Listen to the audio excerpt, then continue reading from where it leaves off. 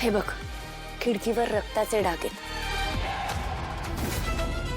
मला असं वाटतंय की हे डाग त्या मर्डररचे सुद्धा असू शकतात, कारण त्यांनी या खिडकीतनं बाहेर पडण्याचा प्रयत्न केलेला असू शकतो. म्हणजे खात्री होईल असं काहीच नाही मिळालंय अजून.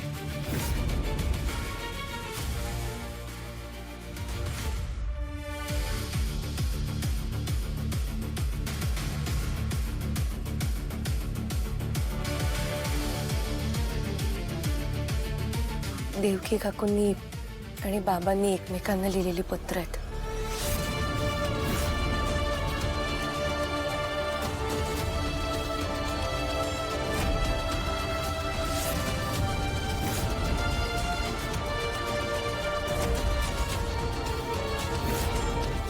केदार, शांत हो.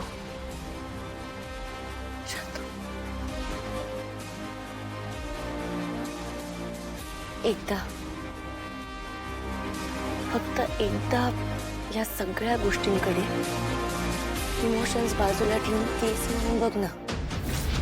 एकदा मी म्हणते म्हणून विश्वास ठेव प्लीज. मुलगा म्हणून नाही, ड्युटी म्हणून बघ या सगळ्याकडे. कारण मला या केसमध्ये माझ्या या ऑफिसरची खूप गरज आहे. त्याची साथ हवी आहे मला. त्याच्याशिवाय मी या केसच्या मुळाशी नाही जाऊ शकत.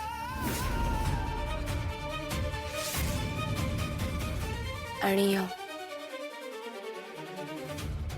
ही माझी ऑर्डर नाही आहे, रिक्वेस्ट आहे. एक अपोलॉजी लेटर लिही, छान असं फ्रेम कर, गळ्यामध्ये घालायचं, फिरायचं आपलं घरभर. म्हणजे कसं तुला सतत तोंडाने सॉरी बोलायची गरज नाही. हे सगळं ना फक्त तुझ्यामुळे माझ्यामुळे झालं बोल. मी सांगितलं होतं तुला घराबाहेर जायला, रात्रीचा जेम्स बॉन्ड म्हणून जासूसी करते. अगं तूच म्हणाली होतीस ना मला, ती तारिणी एवढी घाबरट आहे की उंदरांना पण घाबरते. ही घाबरट मुलगी जाणार आहे रात्रीची बाहेर, ती एकटी. तुला अक्कल असायला पाहिजे ना, काहीतरी बोलायच्या आधी विचार करत जा. युवी कसा आहेस रे तू? तो केदार बघ, त्याच्या बायकोने तारिणीने त्याच्याच बापाला जेलमध्ये टाकलं तरी तो तिचीच बाजू घेतो, नेहमी तिच्या बाजूने स्टँड घेतो. आणि तू माझ्या बाजूने कधीच स्टँड घेत नाहीस. त्यासाठी मुद्दा असावा लागतो स्टँड घेण्यासारखा. आणि मी तुझ्यासाठी स्टँड घ्यायला लागलो ना या घरात, तर मला दिवसाला 50-60 कानाखाली खाव्या लागतील दही दिवस रात्र.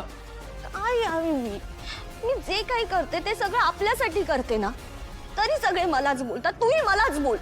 सॉरी निशी, सॉरी. तुला एक गोष्ट सांगू का मी, म्हणजे आपल्याच चांगल्यासाठी. एक ना कोंबडी असते आणि ती ना एकदा 2 अंडी देते. किती अंडी देते? 2 अंडी. गुड. ती दोन्ही अंडी घेऊन खांडेकर आपल्या घरी येतात. का? सांगतो ऐक ना आता. घरी येतात आणि मग काही दिवस जातात. ते एका अंड्यातून निघते एक हुशार कोंबडी आणि दुसऱ्या अंड्यातून निघतं एक मंद बदक. ते बदक एवढं मंद असतं की असं वाटतं त्याला असं त्याच पाण्यात असं बुडवून ना मारून टाकावं कायमचं. एवढं मंद. मारून टाकू बुडवून. काय यार युवी, काय बकवास गोष्ट आहे. कोंबडीच्या अंड्यातनं बदक कसं येणार? एक्झॅक्टली, हेच तर कळत नाहीये ना आम्हाला. इथेच फसलो आम्ही खांडेकर. मंद बदक कसं निघालं? मंद बदक? जप. मंद बदक.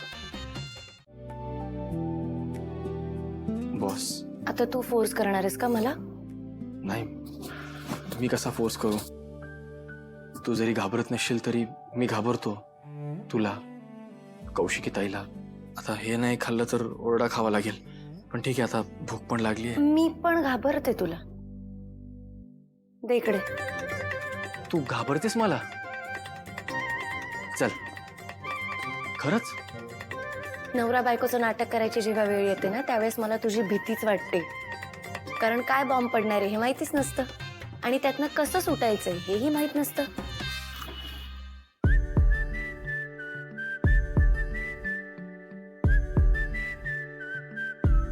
काही म्हणालास का? खाऊया ना ते, भूक लागली. झालं माझं.